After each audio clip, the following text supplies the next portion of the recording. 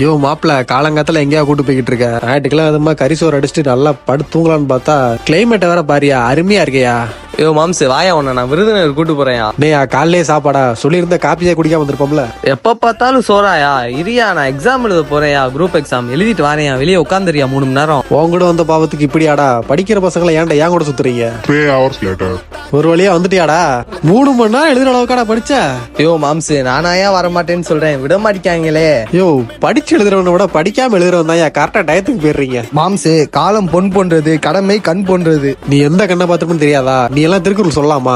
சே இது திருக்குறள் இல்ல பழமொழி. விட்றா, எல்லாமே தமிழ் தானே. ஆனா மாம்சு பாஸ் ஆகிற பசங்களை விட்டு பாஸ் ஆகாம இருப்பாங்க பத்தியா, ஜஸ்ட் இதுல போகல. அவனுக்கு நிலைமையில யோசிச்சு பாரு, வீட்டுல என்ன பண்ற ஏது பண்ற, வயசாகுது வேலைக்கு போலையான்னு ஸ்ட்ரெஸ் பண்ணி கொண்டுருவாங்க மாம்சு. அதை நினைச்சு எனக்கே ஸ்ட்ரெஸ்ஸா இருக்கு. வாயன் குடிச்சிட்டு போலாம். யோ கடைசியா குடிச்சிட்டு போலாங்கிறது மட்டும் தான் எனக்கு கேக்குது. நான் பேலாமா மாம்சு நான் ஜூஸ் குடிக்கலாம்னு சொன்னேன். ஜூஸா?